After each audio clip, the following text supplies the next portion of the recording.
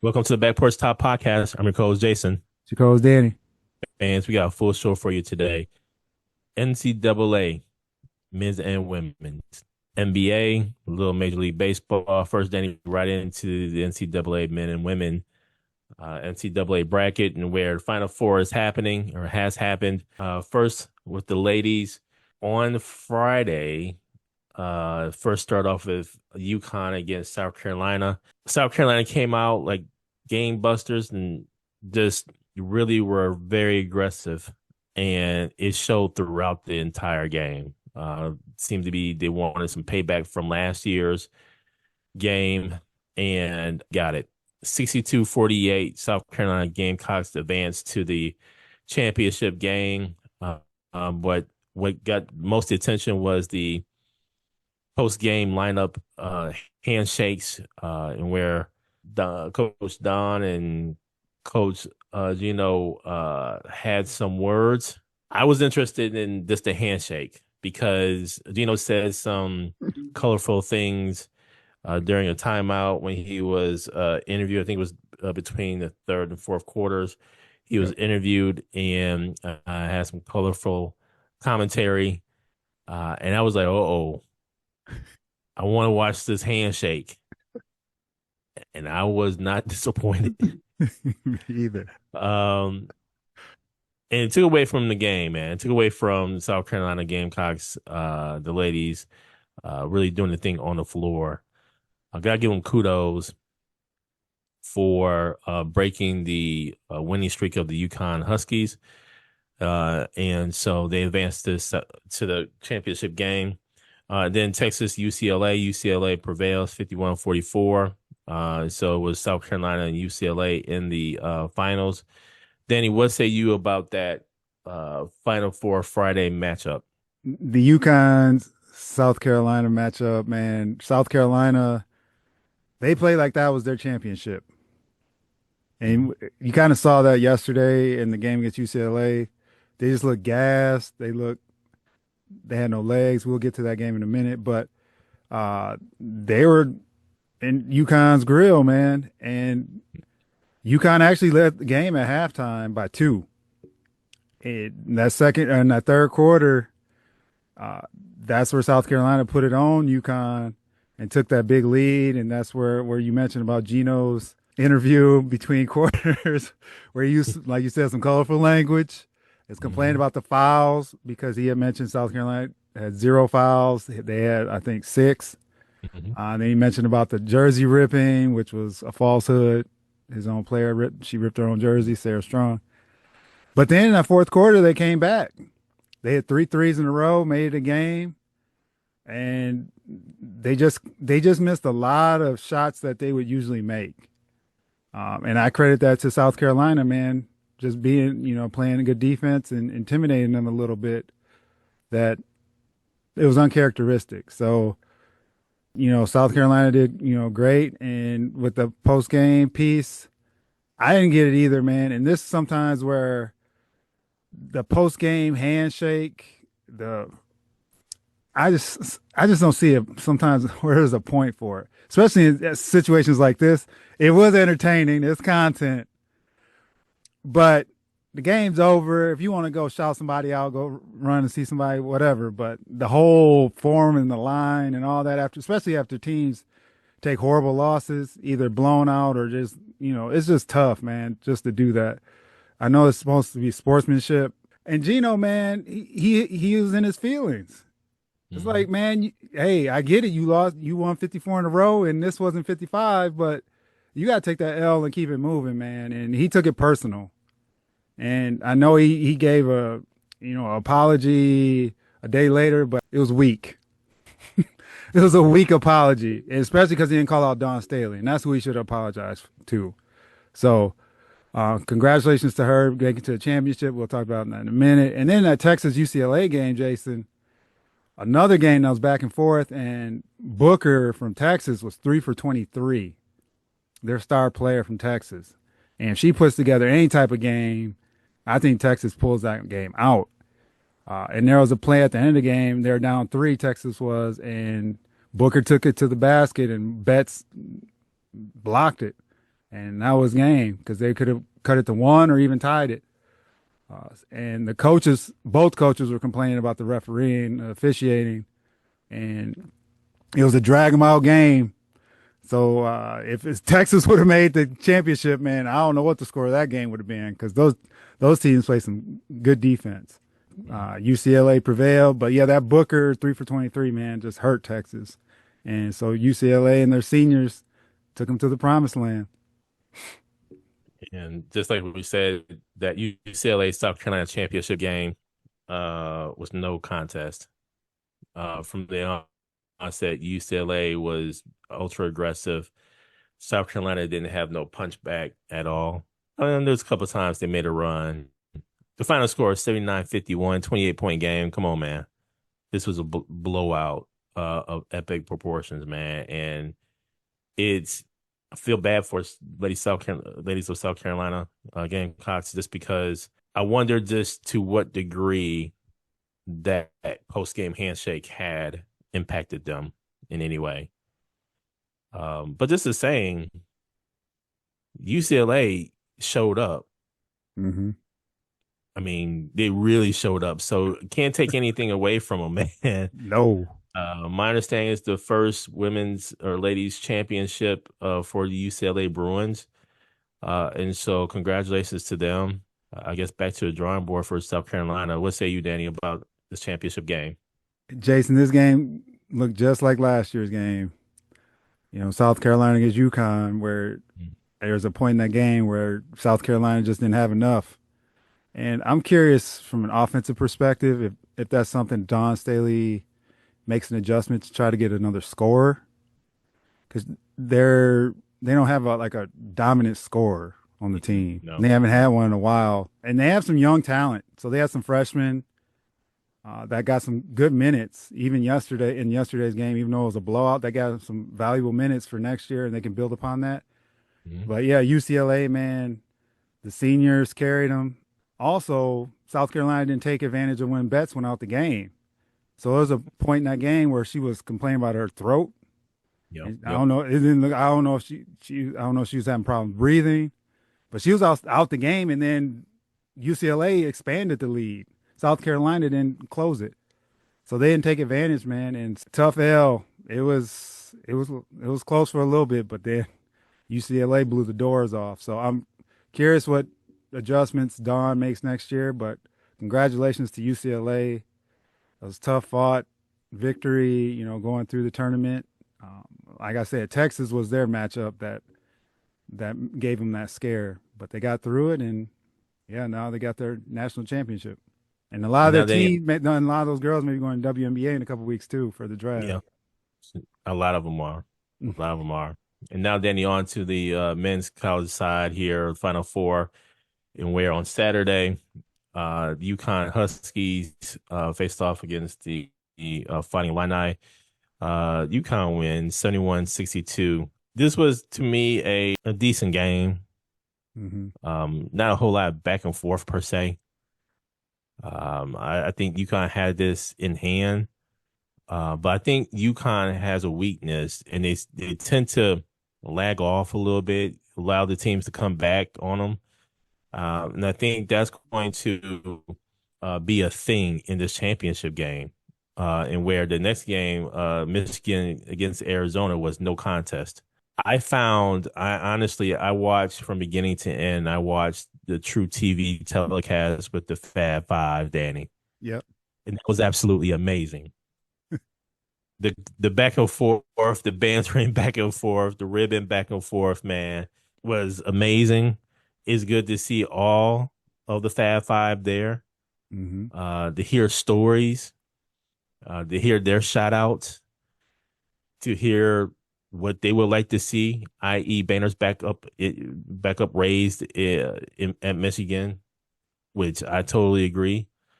To hear the fact that they need to be in the Hall of Fame, which I agree. If the Naismith Basketball Hall of Fame acknowledges contributors, you got to acknowledge the Fab Five. I mean, come on, man. And I would even say you got to acknowledge UNLV running Rebels. And for that matter, shoot, Georgetown Hoyas back with John Thompson. I mean, there's so many contributors to the culture, Hmm. and Fab Five is way up there, man. So uh, I thoroughly enjoyed watching the telecast because this game was out of hand. I would just turn this thing off way early because there was no fight from Arizona whatsoever. Um, but what helped me was the telecast, Danny. And so that puts up the matchup for the championship game between the Michigan Wolverines and UConn Huskies. This is going to be a good game, I think. I'm interested in the guys down low, Reeves and Mara. I mean, this is going to be a good matchup. I'm really intrigued. What say you, Danny, about the Final Four in championship game? With UConn Illinois game, UConn went away from Mullins and Reed in that second half. Like they had no points. Mm-hmm. And that's where Illinois started coming back. Then finally they went back down to Reed. I'm like, what are they doing? They called the And timeout, went back right back the very yeah, first play, and I was like, "Come on, man, y'all should have you been doing got this all that's your along." man. That's the guy. You got to work through Reed. And I was worried about UConn because Illinois' height, and it's going to be the same tonight. So Reed has to stay out of foul trouble because that front line on Michigan is tall It ain't no joke. and Yeah, athletic. So yeah, yeah. I think that's where the key is going to be tonight. If Reed can withstand, that wave of guys that he's going to be facing from Michigan, because on the from the guard perspective, I think UConn is equal, if not better, than Michigan. The bigs and how Reed plays, I think, will drive this game. So if he can have a big game for UConn tonight, I think that's where they have their shot. And Michigan, I think, is a 7-point favorite at this point in time. But coaching is big, and Dan Hurley, Mhm. he can make adjustments. Dusty May's been coaching his tail off at Michigan, so it'll be a good coaching matchup as well as team matchup. And Danny, on to the NBA, which is this is the final week in the NBA's regular season, and thank goodness, from a Milwaukee Bucks standpoint, man, there's positioning to play for Mm-hmm. in this final week. And in the Eastern Conference, the Philadelphia 76ers at the number 6 seed, right on their heels are Toronto Raptors. Both have the same record. I think the tiebreaker puts the 76ers ahead, preventing them from being in the play-in tournament. But, I mean, there's, again, that final week going into it. Charlotte Hornets are right there. Atlanta Magic right there. Same thing with the Miami Heat. So, man, this is going to be interesting down the road here for this week to see how the positioning, and the same thing even in the the Western Conference with the Lakers with the two big injuries to Luka and Reeves happening. Lakers are currently in the third position, but the Denver Nuggets are right there. Same record, tiebreaker puts the Lakers ahead, and with these injuries, anything can happen. The Lakers can drop down to the 4, 5, or even the 6 seed, man. So Yep. positioning right now is in play. As far as the whole Giannis and Milwaukee Bucks controversy or battle back and forth here, where Giannis claims he can play, Bucks um, allegedly wants him to sit out basically for the rest of the regular season. NBA currently is investigating, has made interviews. We'll see what happens here to the Milwaukee Bucks. But man, I think this is the beginning of the end for the Giannis Bucks. And I think to me, this was a way for Giannis to really find a gripe now about the Bucks. It's no longer about players. It's no longer about personnel. No longer about winning. It's about playing. And this is now on the Milwaukee Bucks organization. So now I think this is his out to Mm-hmm. officially say, I want out of Milwaukee because of this reason. I can see that happening. It's time, man. It's time. What say you, Danny? As far as the playoffs are concerned, Jason, yeah, the Lakers, man. You talk about bad timing, bad injuries with Luca and Austin Reeves out indefinitely. They actually almost pulled that game out against Dallas last night.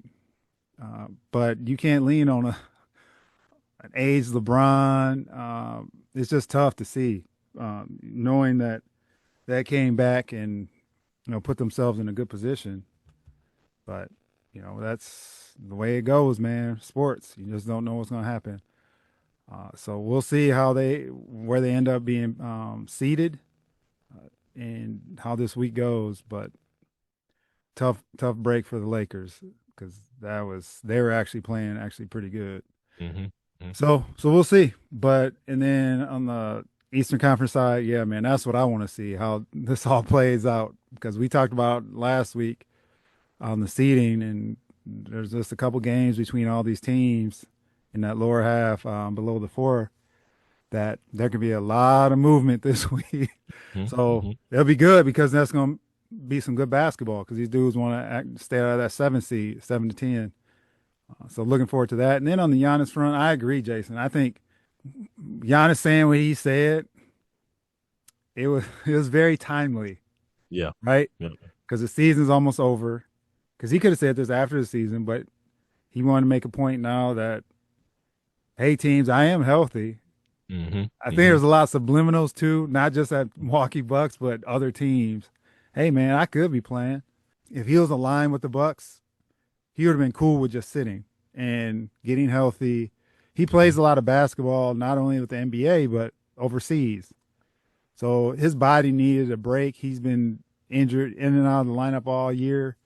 It wasn't actually a bad thing because they're out of contention anyway. Uh, Right. Yep. why not sit down? So yeah, I agree, man. I think he's like greasing the skids. So once Hmm. this once this summer comes up and the trades start happening, his name will be mentioned and there'll be some merit to it. So we'll just have to keep an eye on it. But yeah, it was just timing was impeccable on his part just to get everything in motion. And Danny, one of the interesting conversations for today, well, this past weekend, LeBron apparently was on a some podcast and indicated that, or the question was asked about the worst cities to play in. He mentioned Memphis, he mentioned Milwaukee, circled back and mentioned Cleveland due to the hotel conditions of within those cities. And then you saw on social media there's all the media clips of other NBA players saying Memphis is the worst. Then I saw a report earlier this morning, a reporter on the ground going to said hotel and checked out what the hotel looked like, the room looked like. Mm-hmm. The mayor of Memphis has called LeBron out, called people out, whatever, just to say, hey, in so many words, I don't have the exact quote in front of me. Just use this as an opportunity to make the city better. Um, and so we'll see, Danny. But for him to mention Milwaukee, I don't know. To me, if I had a whole lot of money, I would just use that as an opportunity to, build some fantastic hotels Mm-hmm. in said areas or cities. And I mean, Milwaukee, you got the lake right there. You can't have a beautiful hotel overlooking the lake. Mm-hmm. Man, if I had money, boy, I would be on it. And Danny, lastly, Major League Baseball, quick shout out to the Milwaukee Brewers, who are now 7-2, leading the Central Division in the National League by one game over the Pirates and Reds, 2 games over the Cardinals, 3 games over the hated Chicago Cubs. And so good start record wise. Still think we need another arm. Still think we need another bat. Quite honestly, plus, what say you? Agree, Jason. I think you gotta win these series that you should win. They took care of the Royals on the road. They had a delay or postponement on Friday, so they had a doubleheader on Saturday. took a bad L in that second game where it was tied, and their bullpen came in and got lit up. But you got Woodruff pitching tonight, your boy. He had a decent outing last time. Man, so they're in Boston, and Boston's struggling right now. Their they're not hitting. So this is a time to take advantage of them, knowing that they're 2-7. So if they can get 2 or 3 from Boston, I think it's a 3-game set. Keep it rolling, man. 2 out of 3. That's always the goal. And we've always said that on the show. You get 2 or 3, you're in good position, especially with them. But I agree, man. I think they need to bolster that bullpen, and Peralta show would be nice right now. And you could have rolled him to the All-Star break and then traded him if that was the case, easily. Yep. Because now that's another arm that can eat up innings that you're not bringing in the bullpen and getting lit up like Saturday night. Great start for them, and just need to keep it up. Pirates are off to a hot start, but they usually are, and then they kind of fizzle. So we'll see if they can hold on. Same thing. Cardinals, as bad as they're predicted to be, they're 5-4, so they're always going to be in the game. And the Cubs are starting slow. A lot of teams, man, if you notice in the MLB, they're not hitting. So I think there's some adjustments still going on. It'll still be, I think, mid to late April where these teams will start hitting, especially like the Red Sox, because they haven't been hitting a lick. So that's where now Woodruff has to get that W tonight and get them off to on the right foot. Thank you for joining us at Back Porch Talk Podcast. You can also join us on Twitter by tweeting us at @back_podcast. For more information, you can go to our website, which is backporchtalkpodcast.com. You can also email us at backporchtalkpodcast@gmail.com. Again, thank you for joining us, and remember that there's enough hate in the world, so go ahead and spread a little love.